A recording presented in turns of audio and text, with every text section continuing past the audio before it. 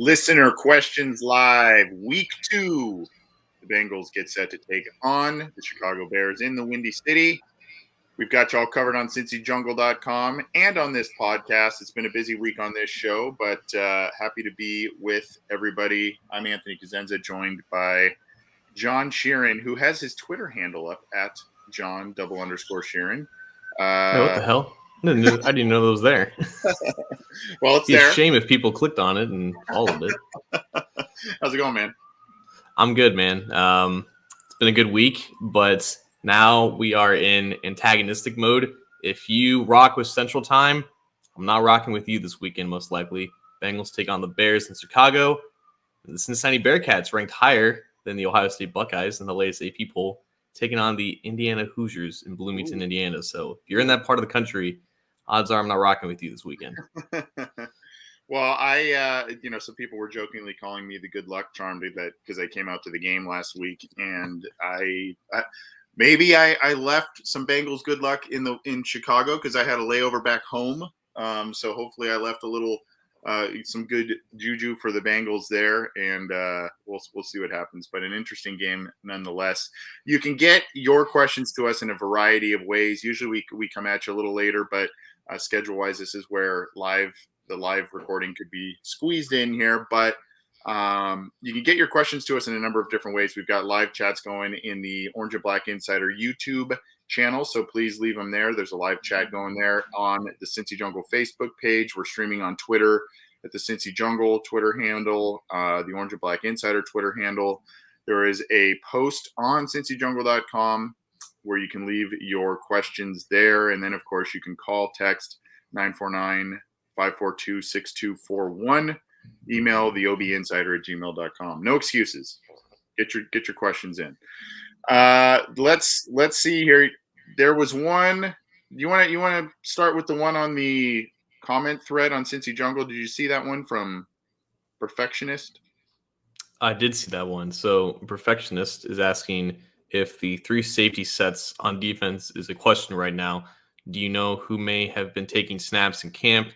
In those 3 safety sets, I'm pretty sure Ricardo Allen missed some time in camp. Was there any use of Darius Phillips, the opposite of Bates? Might make sense with the Irwin call-up.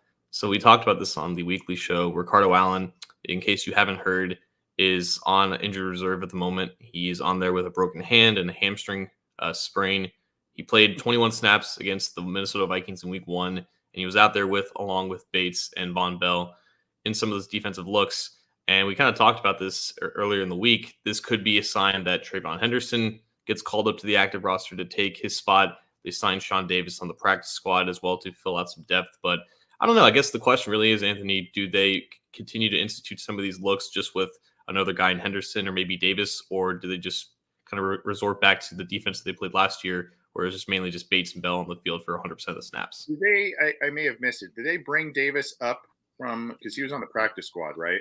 I think he's still just on the practice squad. They won't elevate guys up until I think tomorrow if they do. Right. So, well, it'll be interesting to see if Davis gets the call up because, new guy coming right in like in the early middle of the week.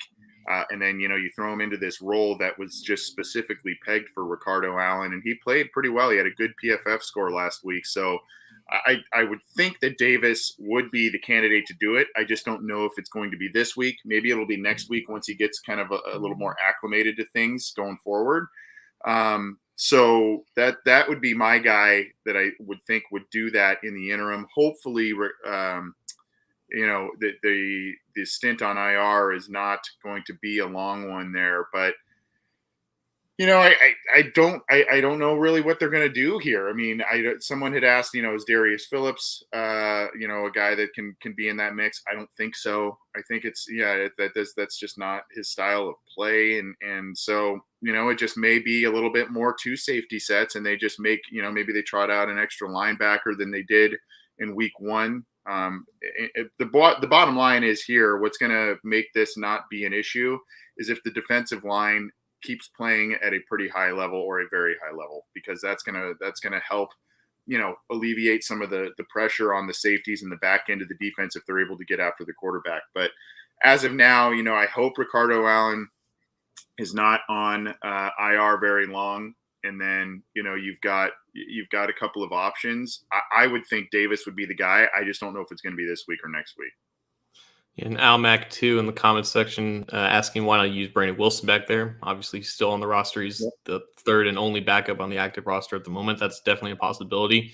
It's interesting because they played a lot of those defensive looks, and I think PFF Eric Eager noted that the Bengals disguised their coverages on like 16 of Kirk Cousins' dropbacks. He only averaged like 6 yards per attempt, so I think it did have an impact of disguising what they were going to do in the pre-snap phase and kind of confusing Minnesota a little bit. So that's also just a week one thing. There's not a lot of, if teams end up changing their schemes and whatnot, you don't really know what to expect in week one. And that was kind of maybe an impact there. So we're going to go next to Joshua Patterson in the YouTube comment section. He's asking, do you think Jamar Chase's success will continue going into week two, or do you think he will take a step back and T. Higgins or Tyler Boyd get more looks this week?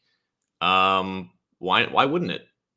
It's not like Chicago necessarily has lockdown cornerbacks right now. It's perfectly conceivable that all three of those guys eat based off of what we saw the Rams kind of do against them. Obviously, the Bears playing at home might have something to do. Maybe they play a little bit better. They can't really have played a lot worse, but I don't know. I don't really think there's anything to warrant concern thinking that Chase won't continue to play well against the weak secondary.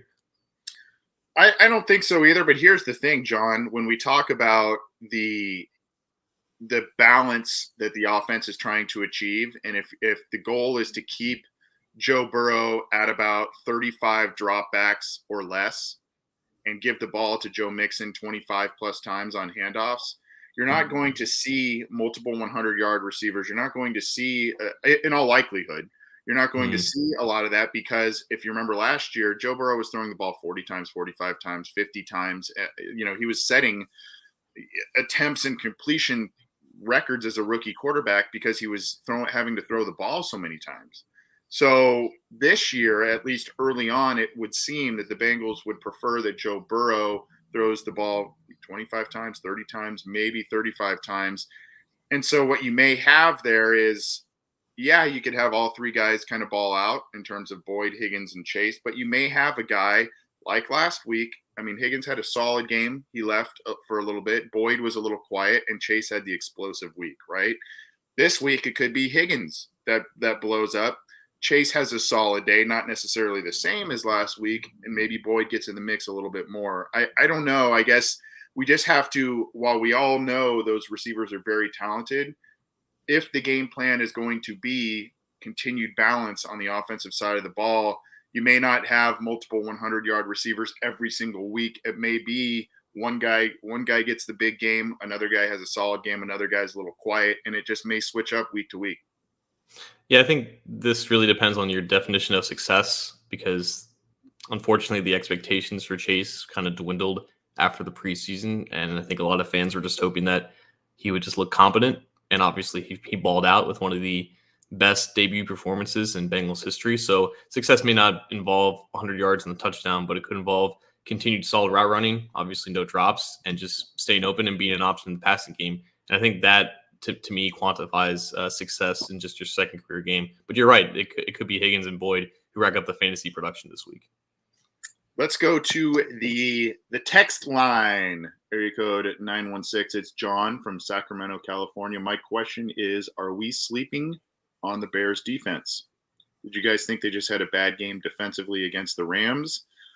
Or is the Bears defense not very good this year? Traditionally, we all know, going way back, the Bears defense has been always pretty good to very good. They've got some good players on that defense. We're waiting to kind of see what's going on with Eddie Goldman this week. And so I think maybe we are sleeping on the Bears defense a little bit, but I think what bodes well is this Rams McVay style of offense exposed them a little bit. And obviously Zach Taylor, he's not running the same exact offense, but there are nuances of this offense that he took from that system. And so maybe that bodes well for the Bengals this week, regardless of if we're undervaluing the Bears defense. Yeah, they look terrible against the Rams. I don't know how much that has to do with just McVay's scheme or Matthew Stafford's arm. Like, they played Matthew Stafford for the last 10 years. They knew what to expect from him, and they still couldn't do a damn thing to stop him.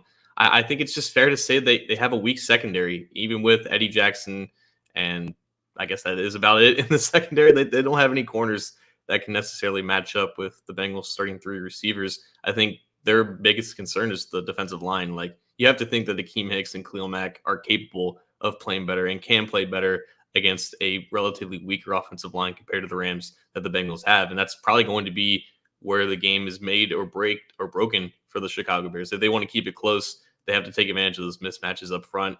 And for the Bengals stance, like, they have to step up and block those guys. Like, Akeem Hicks didn't necessarily play well against the Bears, but he's still a solid player. And Khalil Mack is Khalil Mack. He still should be in the prime of his career. If they don't have Eddie Goldman, that's a huge blow. And I don't think he practiced on Thursday, and we've yet to see the practice report for Friday. But that defensive line can still cause problems, but as long as they keep them at bay, they should have no problem moving the ball against the secondary. Agreed. And then they do have Roquan Smith there as well, a guy who can make some plays. So I mean, there are players there, but that secondary was exposed last week and had a pretty poor PFF score as a pass defense unit. Where are we going next, John? So I wanted to combine a couple questions here. I forgot where I saw the first one, but we had a question about Eli Apple and Trey Hopkins. Essentially, both players didn't necessarily play well. So yeah, from Blackthorn in the YouTube, do you think Apple will play well, or do you think we should try other players at cornerback? And there was a question about Trey Hopkins. If he continues to not play well, do you think the Bengals will look for other options at center? Unfortunately, with Apple, I think it's just essentially a wait and see situation with Trey Waynes. I think there was a report from Bengals practice today that said Waynes looked to be in the next phase of coming back, potentially practicing next week. I think they're just going to keep Apple out there for as long as they kind of need to, because they don't really have other options. But I do think that there is still some faith in the organization for him to play a little bit better. And you could say the same thing and more with Trey Hopkins. Hopkins admitted that he just had a bad game. A lot of those issues were technique related, as he said in a press conference. So I don't think that they're going to look at other options for a guy that they have full trust and faith who just happened to have a bad game.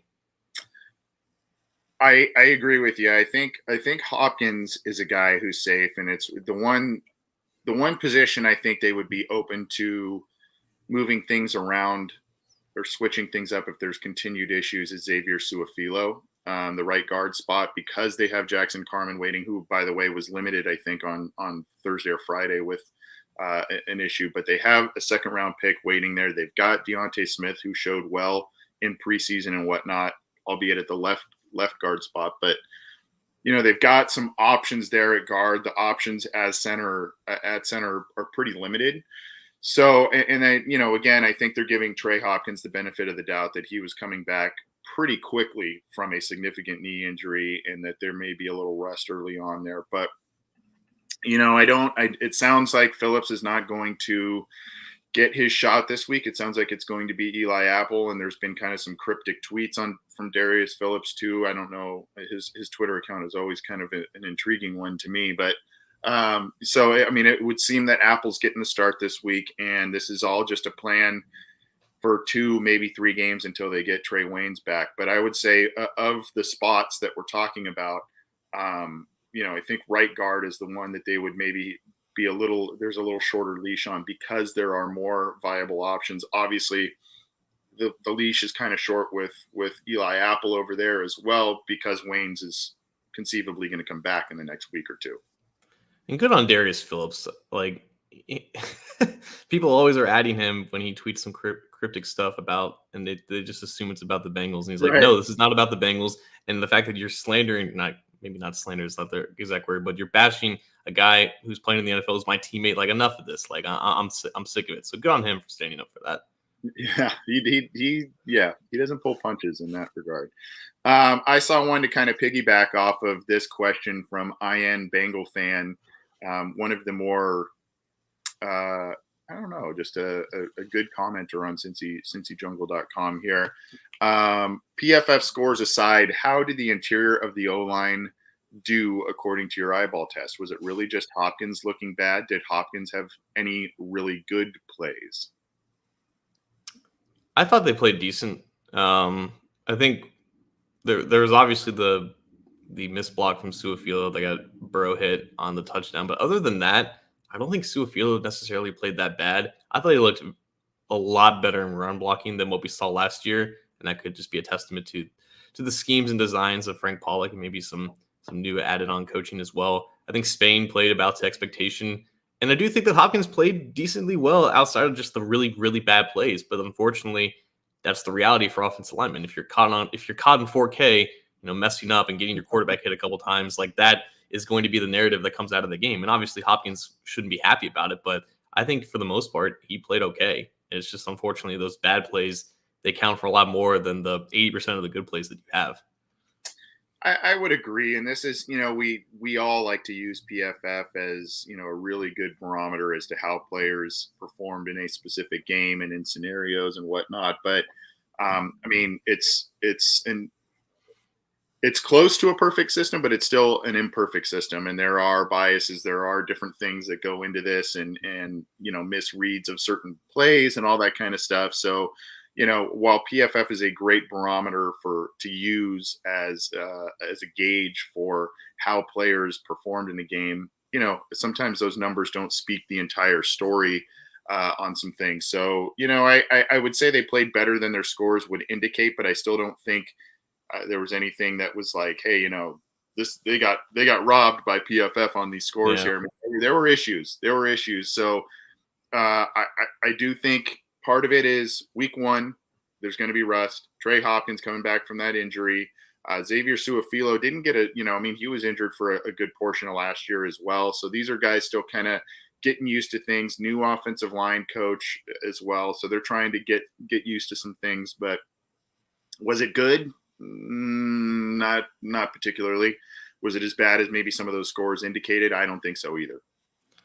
I'm a big proponent of PFF. I think it's an extremely valuable resource. I do think, though, for people who are just starting to get familiar with it, it's better to look at scores over a multi-week period rather than just isolate individual week scores, because I think the process is great. I still don't 100% understand it. I don't know how, because they say that it goes from like a point system of up to +2 or down to -2.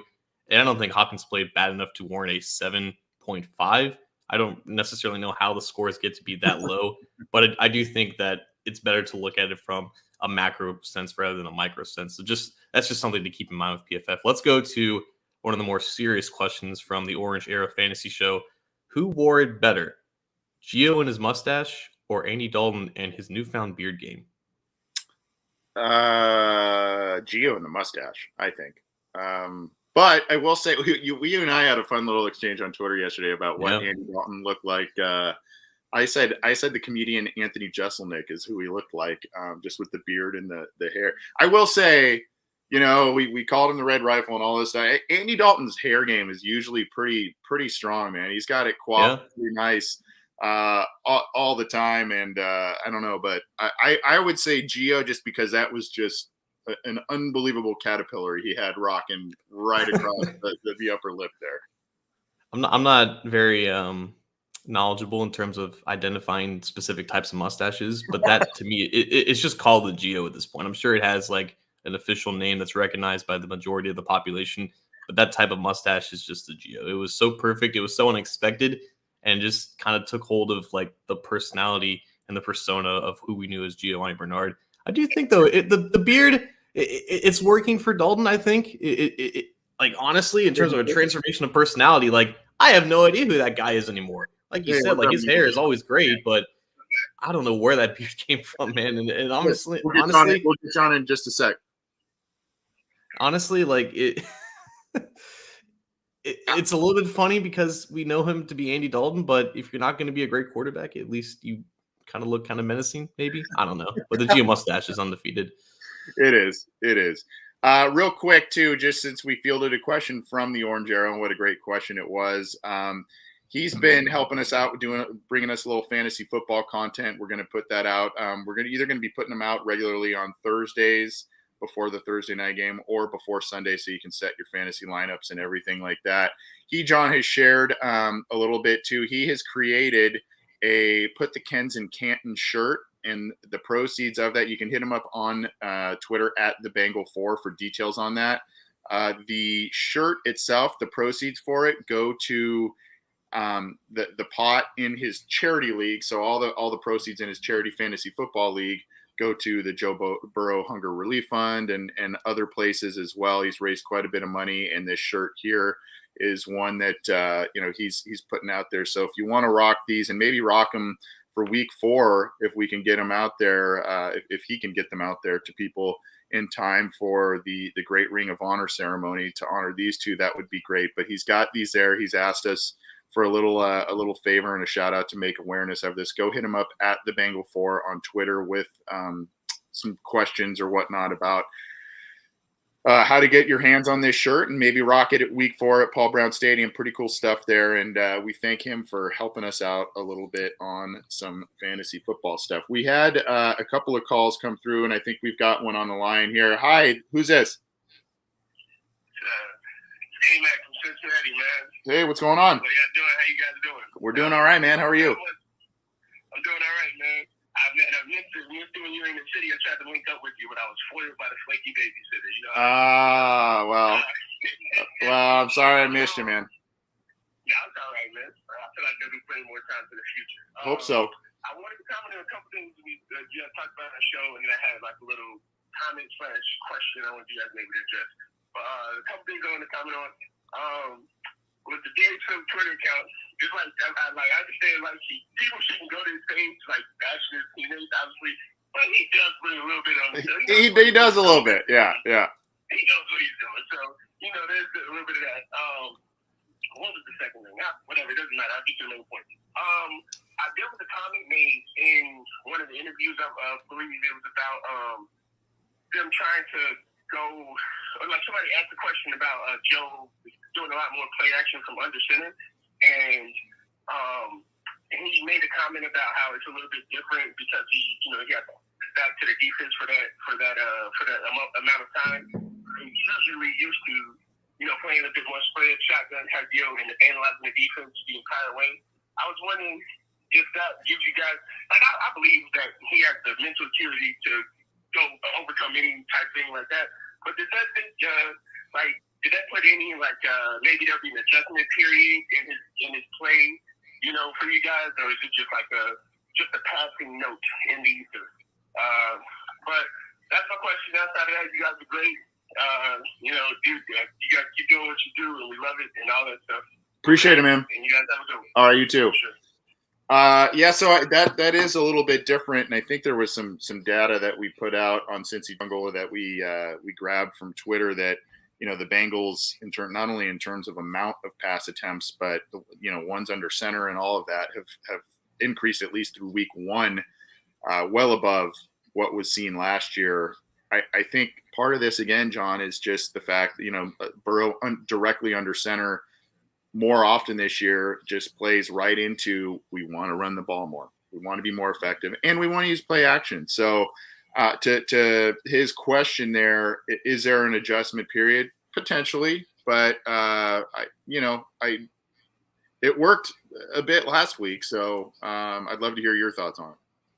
Yeah, so Burrow had 8 play action pass attempts that went for 68 yards. So it wasn't really like the base of the passing offense, but we did kind of see a little bit more of it. There's this age-old debate of do you have to run the ball to set a play action, or does play action does it just work regardless of the quality and the quantity of the running game? I think that they still believe that if they quote unquote establish the run, that their play action game will increase, and maybe that is a way to decrease the amount of actual pass rush that Burrow has to face. But I also think that it depends on the defense that you're playing. If you feel like your offensive line can hold up to the defensive line, maybe you don't have to run play action as much. But it should be a weapon that teams utilize regardless, because it's, for the most part, majority effective. And they didn't run it nearly enough probably last year based off the offensive line issues. So maybe this is somewhat of an adjustment period for Burrow. It is, and I think also it's something that's beneficial for him in terms of, they're going to spread it out. There's going to be shotgun formations. There's going to be times where he's under center. There's going to be play action plays. I just feel like the team last year relied so heavily on his system. A lot of the things that he did at LSU, which was that empty set, him in a shotgun formation, and it at times became predictable, and defenses kind of teed off. I mean, while Burrow still was productive, there were a lot of hits, sacks, all that stuff that we know at this point. And now when you're kind of able to do a couple of different things, and also this plays into, while there may be some struggles, this also plays into a continuing maturity of Joe Burrow as an NFL quarterback, being able to do different things in his second year in the league. So, I think in a way it makes the offense better because it brings more balance. In a way, it also is a good thing because it could potentially protect Burrow a little bit more doing this kind of thing. But it also, while there may be a little bit of growing pains or adjustment period with it, I think there could be, it shows that they're kind of expanding the horizons a little bit for the quarterback and what they're trying to do on offense. So there may be some issues, but I think that's to be expected, doing some new things. And there was still some effectiveness shown last week. We've got a call waiting on the line, John. Did you want to get to one quick one before we get to that? No, let's bring the caller on right now. Okay, well, it's our good bud Terrell giving us a ring here on the Orange and Black Insider Listener Questions Live. Terrell, what's going on, dude? How you guys doing? We're doing well, man. Doing well. How are you? Doing pretty good on a Friday, man. Enjoyed the game. It was just all out. Were you there? Nah. Okay. I actually just chilled at home and watched it, man. Okay. I don't have no complaints with the game. I don't have not even a fourth down. I was cool with that. Only complaints I got with the game is Eli Apple and P. Ryan. That's just with that, it was 3rd and 24, man. He should have did better. And the blocking with P. Ryan made me sick, man. It made me want to trade back for Gio, man, for real. Well, that's go ahead. And I was just basically gonna say last year I was gonna say, man, just by saying Marshawn Lattimore and TJ Watt getting paid, y'all about Jesse Bates not getting paid yet. I think we're a whole new good better team than last year. A lot of people they thinking we the same team from last year, but we ain't. And basically I was gonna say I kind of really forgot. Basically I was gonna say I'm sorry. I was saying if we ain't gonna use him, go ahead and trade him for a 3rd and 4th round pick because he could be a 2nd or 3rd option on somebody else's team. Now, the case for us is just wait for the last minute and not do nothing about it. And we already got Trent Irwin and Thomas on the team, so at least try to trade and get someone for him. The guy ain't gonna lose. Well, yeah. There's a couple of questions on that. We'll get to that off the air here. Good hearing from you, Terrell. Thanks for calling in, bud. Have a good weekend. So there's a couple of questions in here as well. One from that kind of tie into this. Do you think Chris Evans will get some snaps? This is Vincent Armstrong. There was another one up here. I forget who else had said it, but essentially, what's going on with Chris Evans? And, we talked a lot about Eli Apple at this point in time. The Auden Tate thing that he also brought up, not getting a lot of attention there as well. I don't think that right now Auden Tate is going to command a 3rd or 4th round pick going forward unless a team is in the hunt and has some major injuries at wide receiver. But Evans comes into the conversation because of also what Terrell brought up, the struggles with P. Ryan in the pass blocking game. Mixon had his struggles in that as well. So I don't know, man. Chris Evans and Auden Tate, do you see bigger roles going forward? Again, it's just one game right now. But, do you see bigger roles for them going forward? Or is this kind of like, hey, maybe we just do the thing that we tend to do, which is overvalue some of these players because of preseason work? For starters, if you get anything more than a 6th round pick for Auden Tate, you run with it because there's no way they're getting that on the trade market right now. That's just not happening. They're not trading Auden Tate because they're not going to get anything remotely worth what they think that he's worth. But also, man, it's the week 1 overreactions. Anyone who didn't play well week 1, bench, trade, look for other options. Trey Hopkins not allowed to have a bad game. Samaje Perine not allowed to miss a block. Eli Apple not allowed to be Eli Apple. Yeah. This is what we do every year. All right, we're so starved for football. We wait 9 months, and if a handful of players play bad, get him the hell out of there. P. Ryan had a bad game. It's the Minnesota Vikings. They're terrible. They're awfully hard to prepare against in terms of just recognizing blitzes and pass rushes and stuff like that. P. Ryan is on the team for a reason. Honestly, if you combine P. Ryan and Joe Mixon, you probably have the best running back in the NFL because he does the intellectual things a lot better and he processes his runs a lot better. And they still have trust in him. So allow him to make the mistakes. And if he continues to make mistakes, then obviously you have to implement Chris Evans a little bit more because he's shown promise in that area. But with Auden Tate, I do think it was a little interesting seeing Mike Thomas get maybe more reps coming off the bench of receiver than Auden Tate. Maybe that was something that they saw against the Vikings secondary. Maybe they thought Thomas had earned those opportunities. But unfortunately, he didn't really do that much. I think part of that was just Joe Burrow kind of being inaccurate on the one throw. Mike Thomas probably had a touchdown if Burrow puts a little bit closer to his chest. So the whole narrative of that could be different as well. So I think this is more or less just week one overreactions against a pretty good team, the Vikings.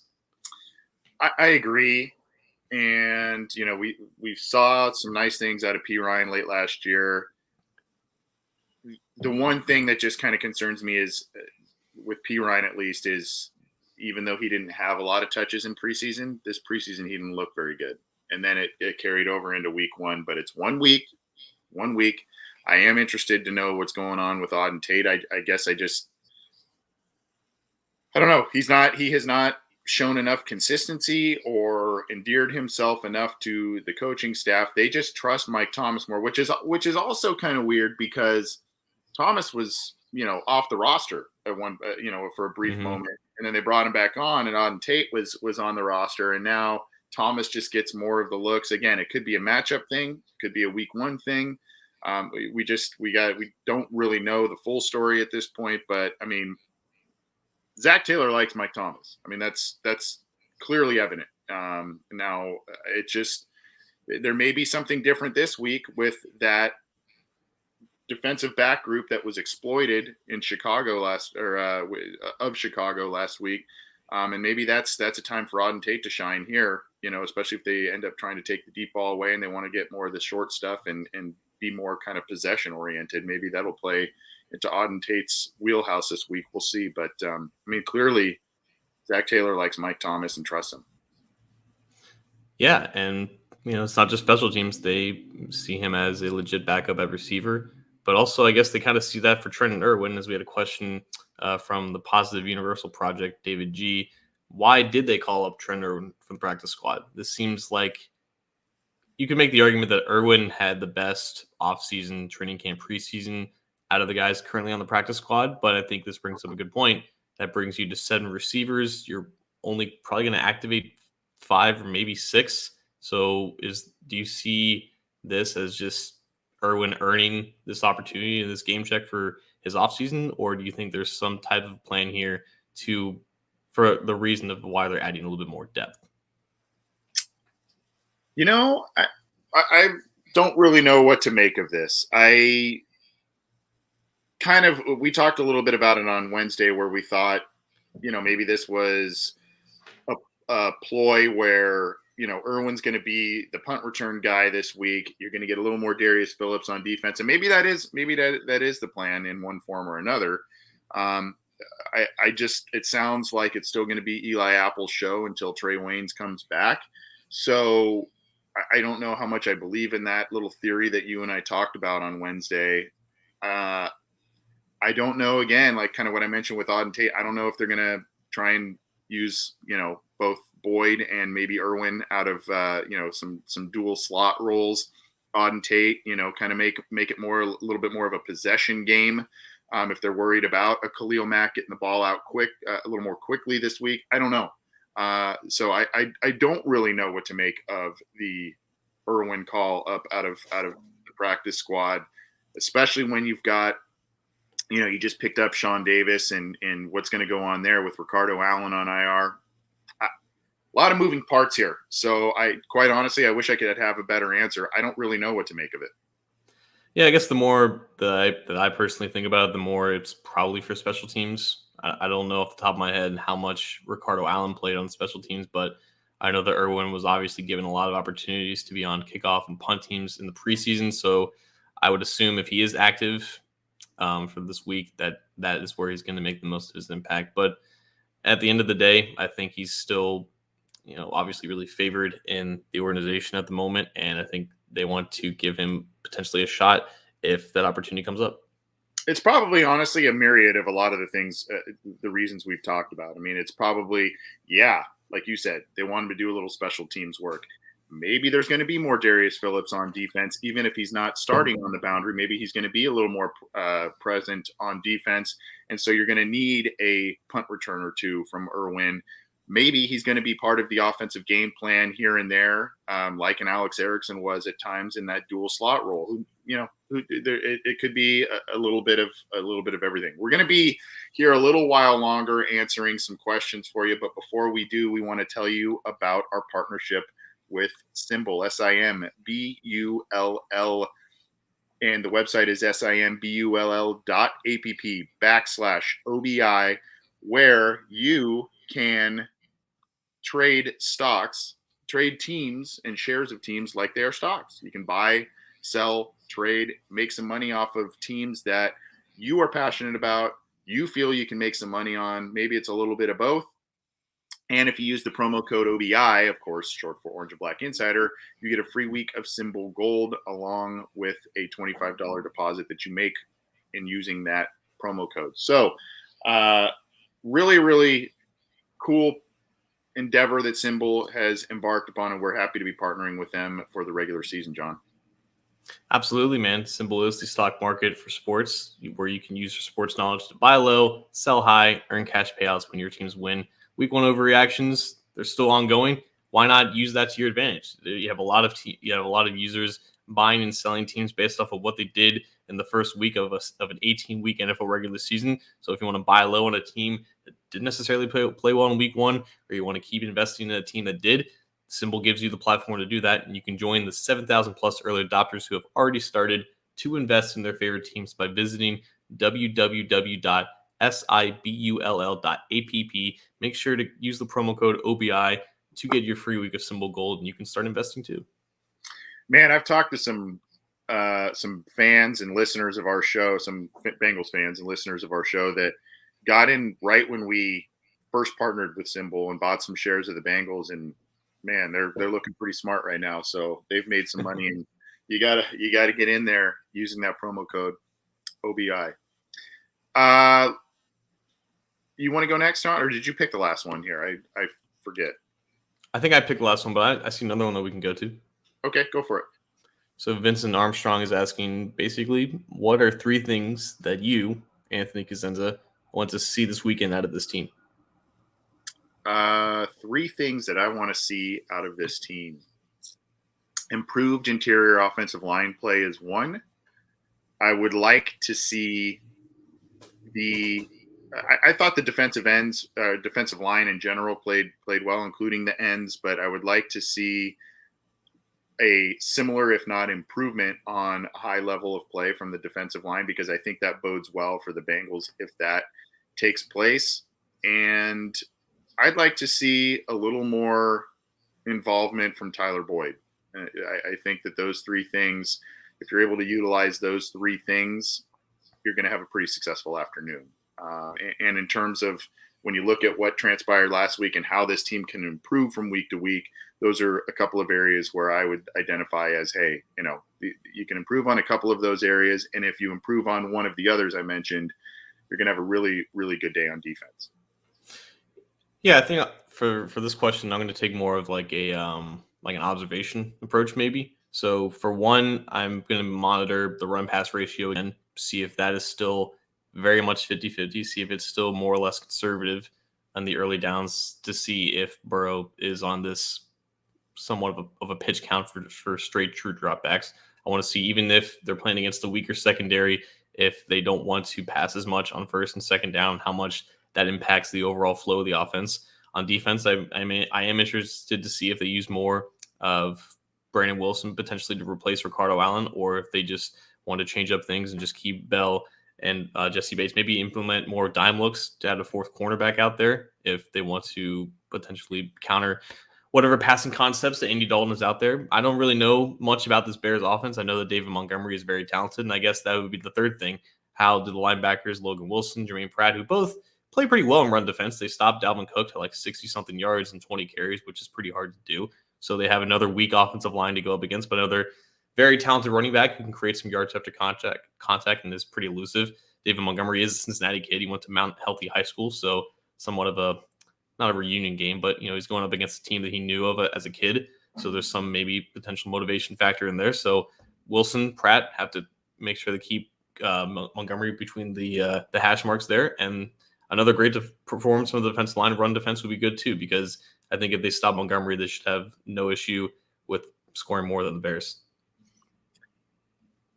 The defensive line is key to me because Andy Dalton, we know, is a rhythm quarterback, right? If he gets feeling pretty good early, if he's hitting passes early, he's not feeling pressure early, he tends to play okay and play pretty well.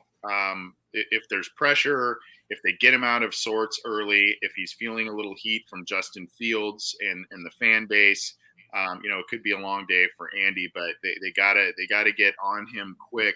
Because we know if Andy gets off to a hot start, he can play pretty well at times. So that is another thing to kind of keep an eye on. I thought this was a good question from 513 in our text line here. If you're a part of the coaching staff, what kind of game plan would you want to run out there Sunday? Khalil Mack is a problem and he'd need to be contained.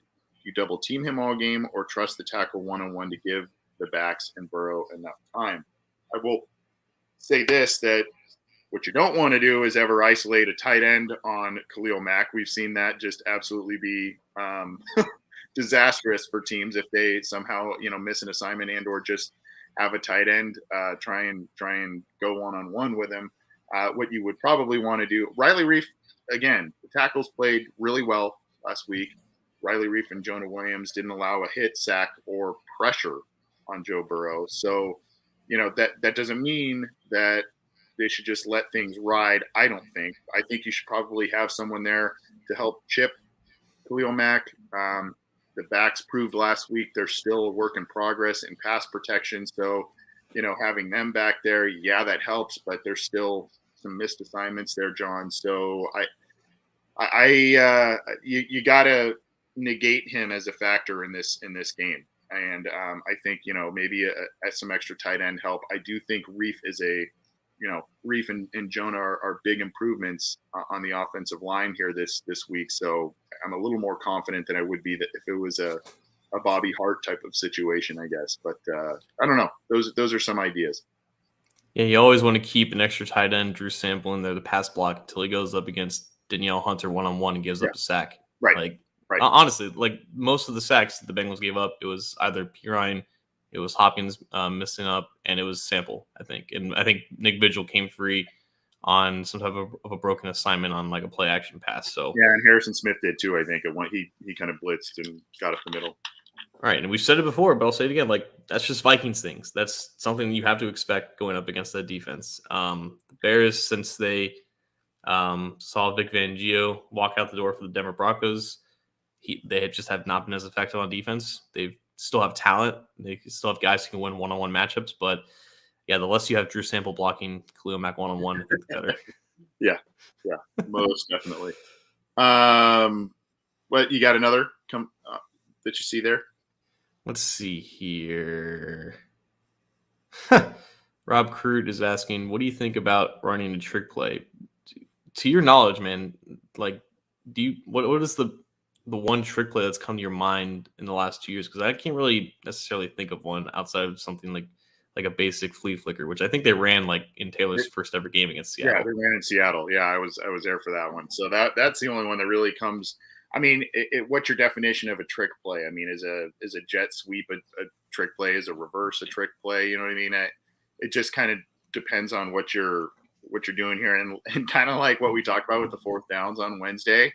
When they work, you look like a genius, and when they don't work, you look like a fool, right? I mean, the opportunity to trip over your own feet, so to speak, in these types of wacky play designs, they're there, and they can make people look a little foolish if you don't execute them correctly. So, I also don't think that I don't think it's really needed. I mean, at this point, you've got Joe Burrow, and like we talked about the other night, the offense can be methodical and efficient with Joe Burrow, and if it works, I mean, yeah, I have a little fun, throw an occasional wrinkle in there, I guess, but I don't know that it's definitively needed at this point. But for the second part of the question, I remember that week 1 in Seattle, the flea flicker, I think it was to John Ross, that worked well. I mean, I think some fans will qualify 4th and 1 at their own 30 as a trick play, and that obviously didn't bode well for the fan base. But I mean, yeah, Justin Money 513. I want to see Tyler Boyd throw a pass. Like when they drafted Tyler Boyd and they let Mohamed Sanu walk, like Tyler Boyd threw a decent amount at Pittsburgh. I think he was a former quarterback himself. So they let their best quarterback, Mohamed Sanu, walk in free agency that offseason, and then they added another college receiver who also has history throwing the ball. So I think Boyd can potentially complete some deep passes. I think that did happen once, but I don't know if that came before or after Marvin Lewis's firing. So it's been a while. I would be down to see it again if the situation called for it. Right. And you gotta make sure that yeah. If you're gonna call something like that, you gotta make sure that things are dialed up the right way. I got a tweet from Low Cash Cat 277. Hi, Anthony and John. Thanks for the content. Glad you were able to visit Paul Brown Stadium and be treated to a victory Sunday, Anthony. My question is, what are your thoughts on the stadium, and obviously yours as well, John? It's not for those who don't know, it's not my first time that I've been to Paul Brown Stadium. I've been to Paul Brown Stadium, I think 4 or 5 times now. But, I like the exterior aesthetic from it as you stand away and kind of catch the view. And if you get in a building there and you catch the view, you can see the river behind it, and I really like that aesthetic. I think the bridge thing is kind of cool, where unfortunately, we've seen people leave games early on that bridge, but I think that's kind of a cool aesthetic. I mean, overall inside, there's not a lot of it's very Bengals-esque in terms of there's not a lot of frills inside. There's not a lot, it's not these state-of-the-art stadiums that you see now that are being built in LA and Vegas and all these crazy ones, Dallas. But they kind of made some improvements. There's the big new video screen up there that looks nice. And obviously they did the ruler of the jungle thing that they added, a little platform over there that I thought was kind of cool. Overall, I mean, it's fine. It's not like I go in there and be like, wow, what a stadium. I mean, I love it because it's the Bengals and I love going there, and I just don't get to go there, 8+ times a year. But in terms of, it's not one of these behemoths that have been built recently for some of these other teams. I think it looks okay for being 20 years old. Yeah. It's tough to compare them to to use your wording, the behemoths that you have in Atlanta and Dallas and now Los Angeles and even New York. So, it's very Cincinnatian. Cincinnati is not this metropolis that goes absolutely big because of certain restrictions. So I think it fits the vibe of the city. And honestly, I agree. Like, I like the exterior aesthetic with like the panels and the where the lights are, like how like kind of like sharpens and curves in and stuff like that. Yeah. I think it looks nice along the river, and for being 20 years old, it's in pretty decent shape. There's some things that they can improve, and specifically with the concourses, traversing up to the 300 sections could definitely be improved as well. But I think overall it's fine. They don't really need to think about a major overhaul of any kind. I thought it was really cool also. I don't know if people saw it on Twitter, but what they have done for fan experience right outside the stadium, kind of by the riverbanks there, they've propped up a concert stage, and they've done, they had like little photo ops right outside of the stadium, and a grassy area. And so they kind of, you got to cross the street, I think, or at least go in the stadium the back way closer to the river to kind of experience some of that stuff. But I think some of the things that they've added right outside the stadium were also pretty cool in terms of fan experience and kind of getting people hyped for the game there as well. So I always love going there. And as I mentioned the other night, I had a great time and met a bunch of cool people, which I'm stoked about. We want to get to maybe one or two others before we hop out of here, John. There's a discussion going on right now about what are Mike Brown's pronouns, which is interesting. Okay. Nickel and dime. Okay. Do you guys give autographs? From Mark Fry. I've never given my autograph to someone, but I would be down to make Mark Fry the first one. Yeah, in our entrepreneurship. I don't know what we would sign. What do you want us to sign, Mark? We can sign something for you. That's pretty funny. Let's see the comment thread here, and we'll do one more look at the comment thread isn't pulling up for me right now on Cincy Jungle, so I'll have to look. See here.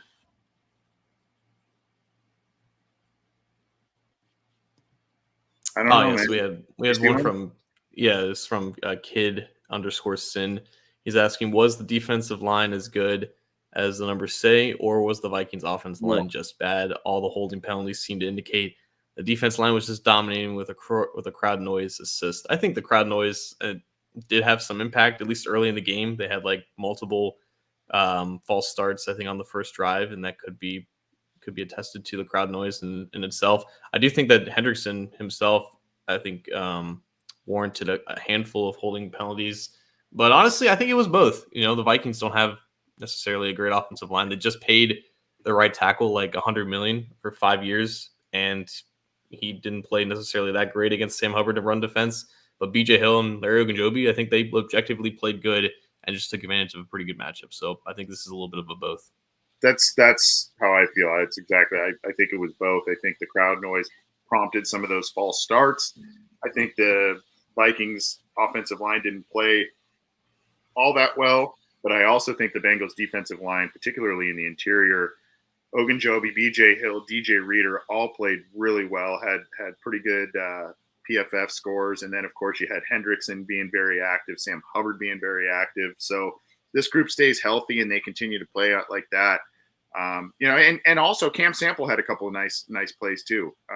We didn't really talk about him very much. He was in there rushing the passer and getting some pressure. So, I think this group is a pretty good one if they stay healthy. They can't really afford any more losses. I mean, they've been able to, at least for 1 week, overcome the White, Hubert, Joseph Osai losses.